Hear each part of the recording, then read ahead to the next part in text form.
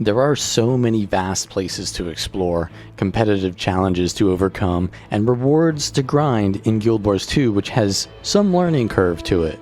But sometimes you don't really care about optimizing every little detail every time you want to play the game.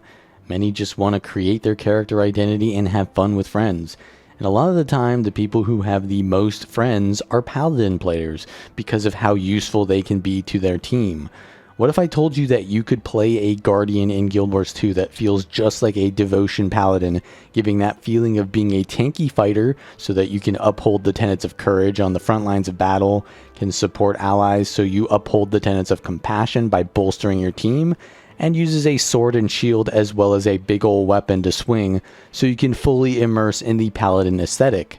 Well, that is why in this video I'll be introducing a build and guide for the Luminary Guardian specialization that uses one simple playstyle and one set of gear with a few trait changes that can automatically template swap between game modes. I'll forego including group content like raids and world vs world large scale fights, since the idea here is something versatile that can survive while solo but also contribute when with other players. And most importantly, something that utilizes the fun mechanics of the class. If this video helps you or you enjoy this content, please give the video a like and subscribe for more. And let's take a short rest to go over the Luminary Mechanics so that we can understand how the build plays out. So the Luminary changes the core Guardian virtues and enables a fourth virtue that enters you into Radiant Forge, which grants all new weapon skills to use. You have a limited time to stay in Forge and use skills, but also the more skills you use, the longer the cooldown before you can re-enter the Forge again. So it's important to be efficient with which skills you use depending on what you need, but no more. Each skill summons a Radiant weapon that has a series of 2 skills. The 2 skill is a hammer that dazes enemies and grants fury and might, and the second cast deals more damage to enemies who are disabled. The third skill is a Radiant Staff that creates a symbol that pulses protection and resolution, and the second activation will cleanse and heal allies while redirecting a bit of the damage they take to you for the next 5 seconds. The fourth skill is a Radiant Sword that leaps you at the target and will cripple them, and the second activation is a Stab that immobilizes enemies that already have their movement impaired, such as Cripple or Chill. The fifth skill is a Durational Block, but it also gives allies a stack of Aegis, and the second activation will daze enemies in melee range. Luminary virtues also change. They still give the passive burning, healing, and Aegis over time, but the F1 active no longer gives extra burning, but instead gives you quickness, which is great for enabling combos and deciding which of the otherwise slow animations of the Guardian you want to speed up. And it also makes your next Radiant Hammer do an extra hit for even more burst. The F2 skill cleanses and heals you and nearby allies as usual, but it will also give you a light aura and some extra healing on your Radiant Staff skill. The F3 still gives Aegis to allies, but it also gives resolution and stun breaks only you. Then it empowers your Radiant Sword or Shield depending on what you use first. The sword will deal more damage and immobilize instead of just cripple on the first hit, and the shield will also give barrier when empowered. Also, when creating any Radiant weapon, you will apply Luminary's Blessing to allies, which reduces damage taken for 6 seconds, and then heal when the effect ends. You can't save the second activation of a Radiant weapon since it goes on full cooldown when you activate a different Radiant weapon. As you can see, there is quite a bit of CC, and the second skills have some combo potential with the first, but there's even more decision making on the order of the skills based on what passive effects you want.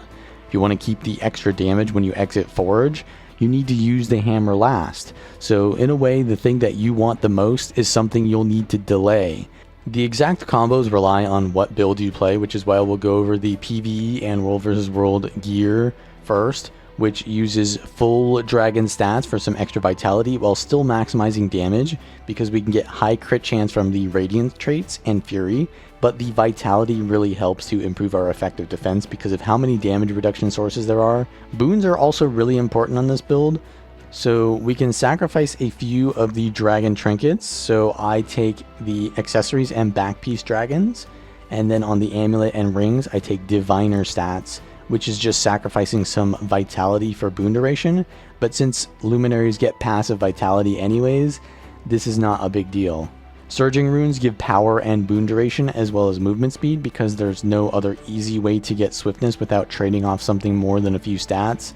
Then take the Relic of the Pirate Queen, which gives quickness on disable, and we have so many disables to allow permanent quickness to make slower animations flow more smoothly. But you also want the Relic of Bavanisos, which cleanses conditions when using stances, which will be really important to being tankier in World vs. World, where the Pirate Queen Relic doesn't have as much quickness application.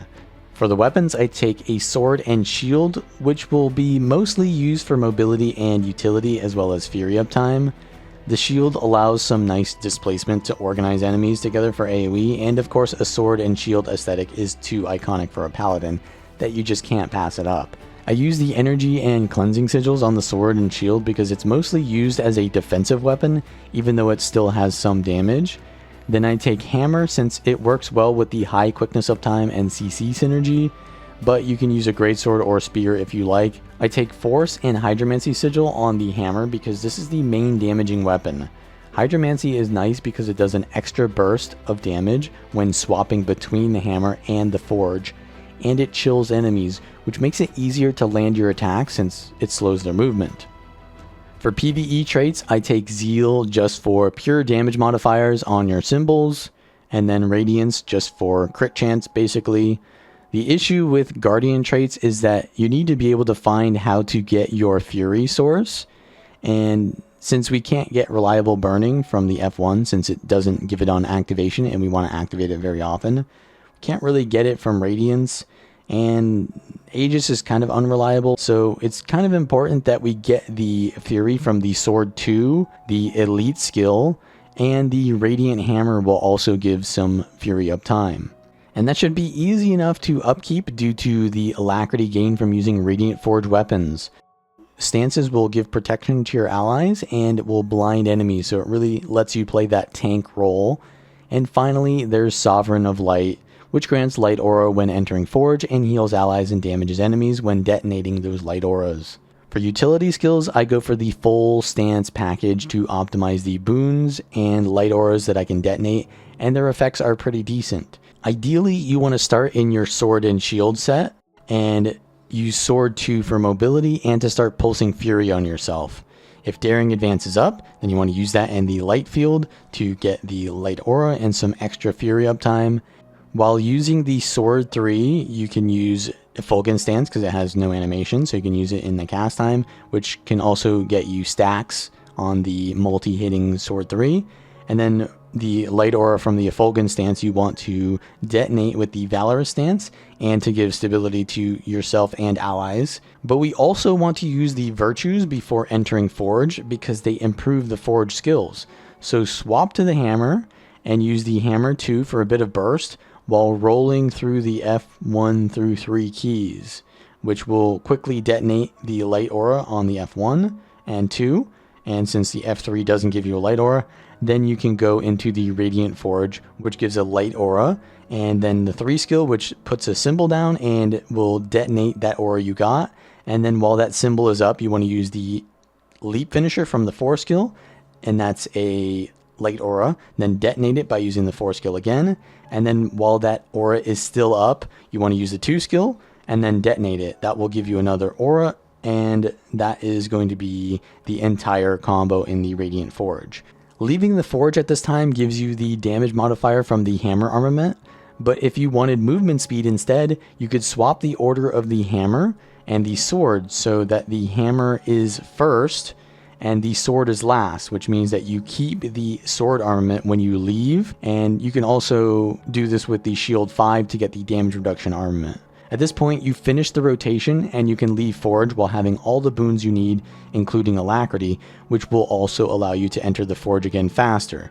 You can camp the hammer and use auto attack and the 2-4-2 combo, which is pretty damn satisfying, or you can swap back to sword to get the fury uptime again from the symbol. The issue with the sword set is that you don't have as many skills to use in it while the hammer auto attack is high value, but by timing the sword 2 and 3 right before you enter the Forge again, you can essentially fill the gap in the sword 2 and weapon swap cooldown, so you can minimize the time that you're sitting there without much to do. As fights get more complex, you'll need to adapt to mechanics. prioritize your allies, or struggle to survive. So your rotation will change, but knowing the mini combos within the rotation, the stance combo, the virtue combo, or the radiant forge combo, you can adapt to skill priorities that allow you to really take control of the battle. So if I really wanted to just simplify this, I could do 3 separate rotations, right? So start with the sword, and then go into the daring advance, and then effulgent stance, and then valorous stance. That is a light aura from the leap finisher there, and then another light aura that's detonated from the effulgent stance and gained, and then you detonate that with valorous stance. And then we've got the hammer combo where we're just using the F1 to get some quickness on the 2 skill, and then just roll your way through to the F3. That's another 2 light auras detonated. And then we can go into the Radiant Forge, do that combo, and then we get 3 light auras from this because going into the Forge gives you another one. And that is pretty much the entire rotation. Swap back into your hammer, and then we see that our Forge is coming off cooldown soon, so we can go into Sword 2 and 3, and then we can go into the Forge again and do the combo there. Now in PvP, the playstyle is quite similar, but we want the Virtues trait line instead of Zeal because it reduces the cooldown of Virtues, and even though the F3 already stun breaks you, the stability for allies in team fights can decide an entire fight. But also, Glacial Heart is amazing because it gives your Hammer 2 more base damage and makes it chill, which is going to allow you to stick to enemies because this is somewhat of a slow build. And whenever you chill, immobilize, or CC an enemy, you'll heal, which amounts to a lot of sustain because of how much CC this build has, not to mention the immobilize on Hammer 3 and on Radiant Sword.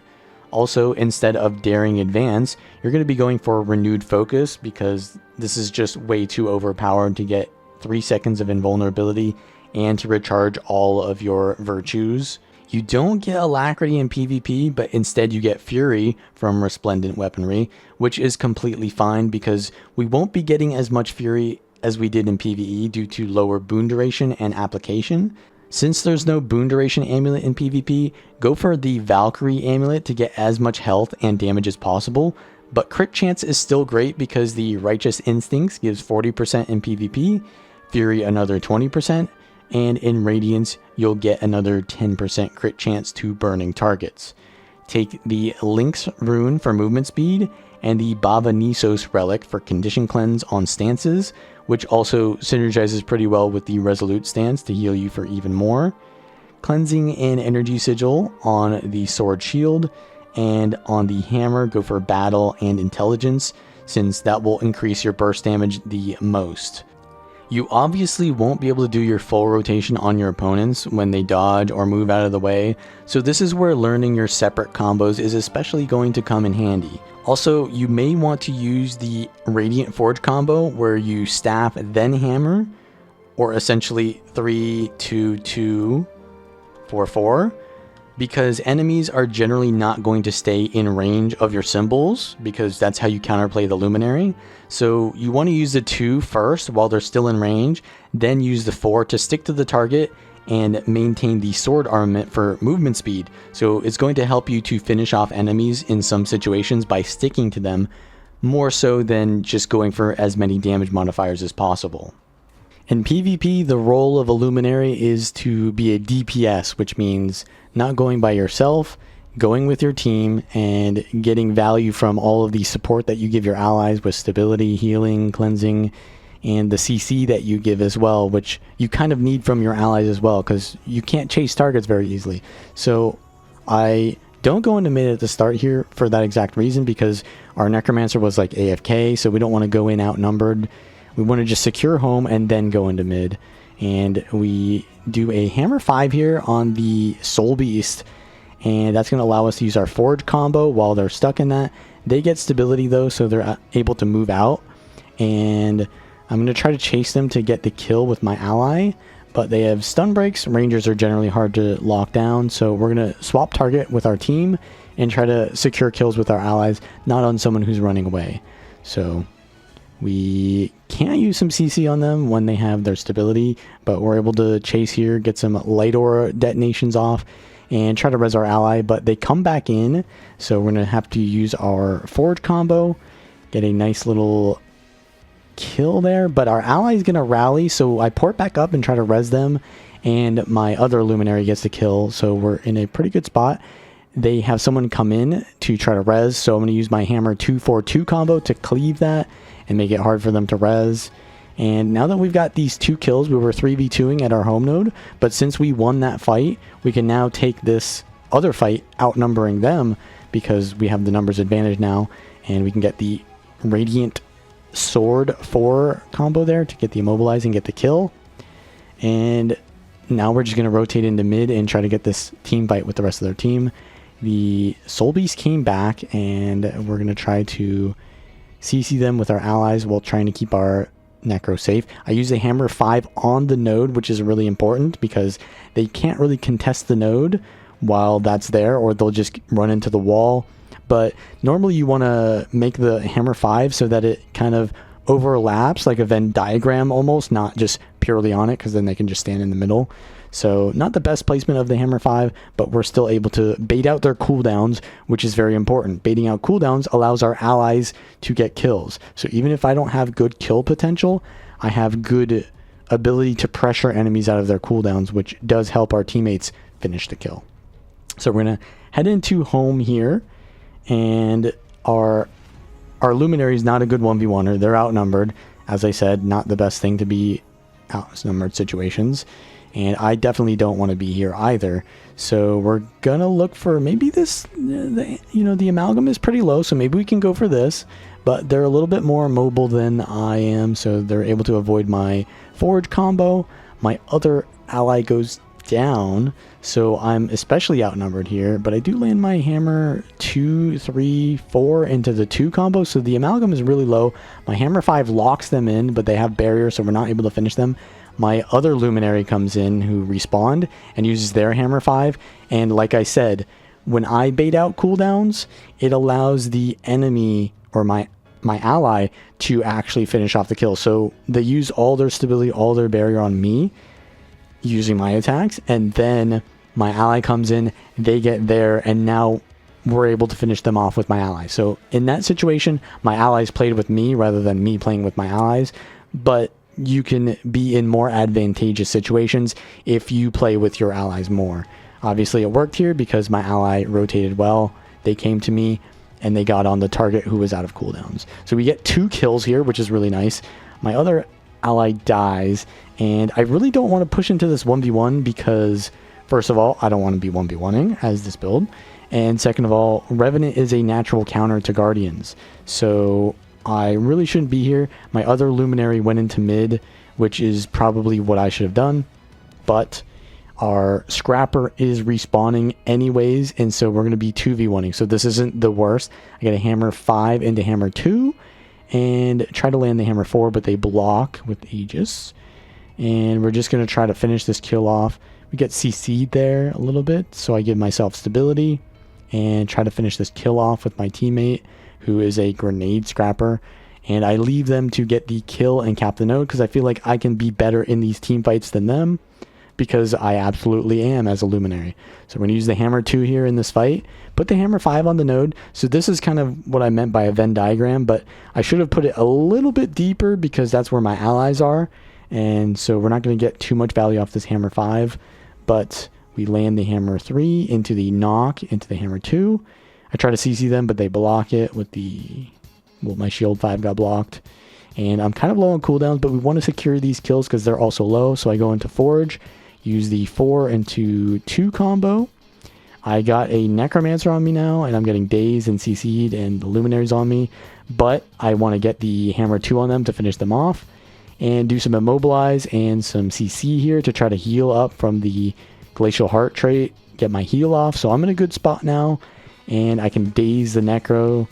I can use the 3 skill in Forge to heal myself, get a lot of synergy from the light ores there, and my allies are going to get the kill.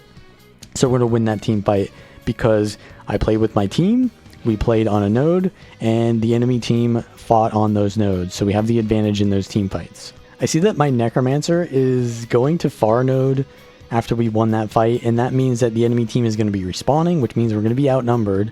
So I try to help my Necromancer by giving them protection and Aegis, CCing with my shield 5, And then I need to give them my boons here, but I see that the third player is coming in, and I need to get off the node, use my stun break so I can use my shield to instantly get off the node and just kite off the terrain.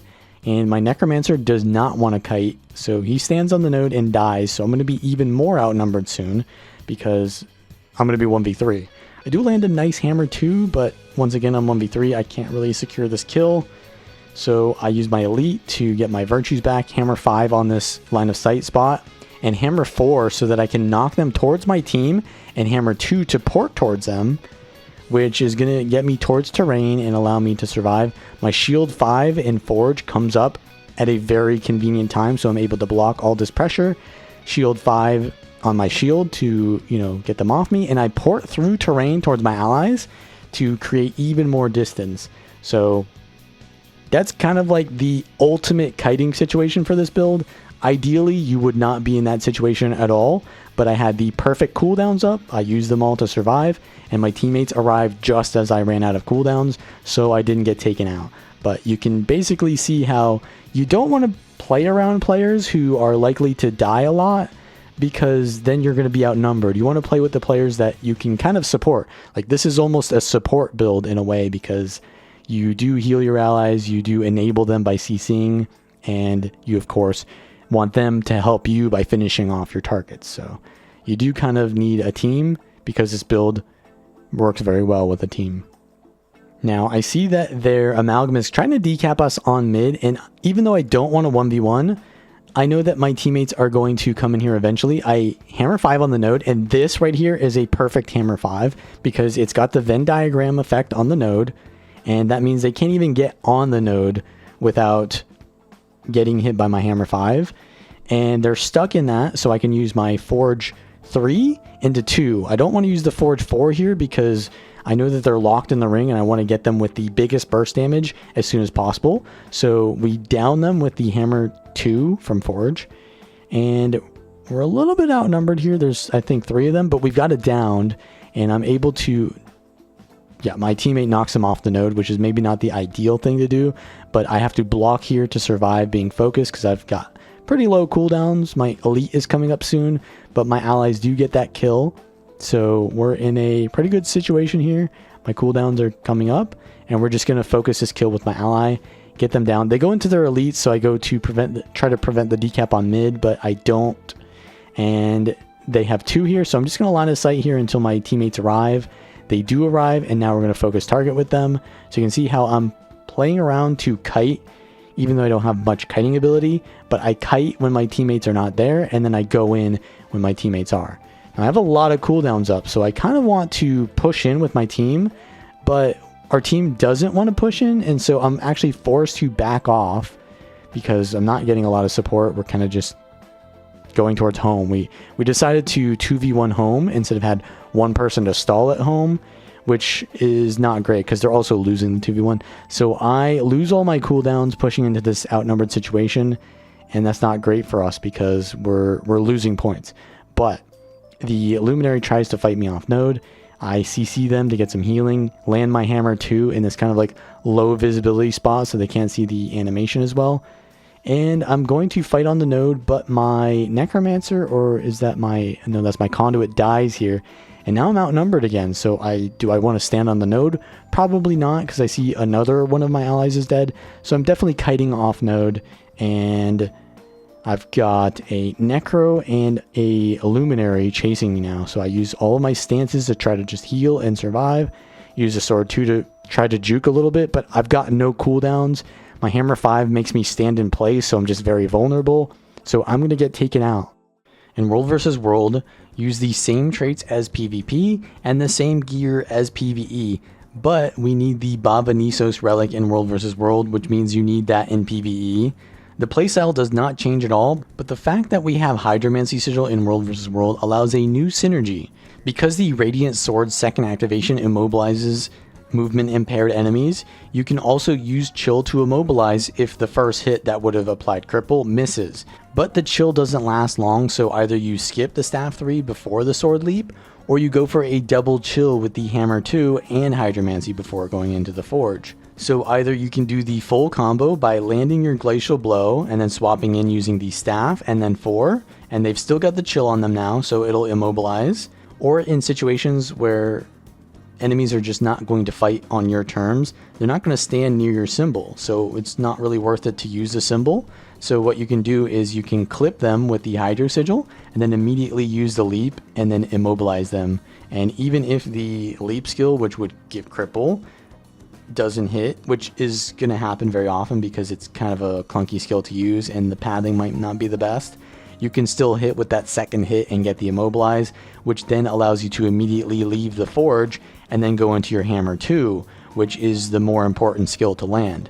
So essentially you can go into the forge really quickly, use one skill, and then you don't have much of a cooldown on the forge because you've only used one skill, and then you can go back into the forge later and go for some different combos like the 3 into the 2-2 and then leave there. And so now we've got a longer cooldown there, but you've done 2 different combos without being in the same Radiant Forge because there's a little bit of flexibility there.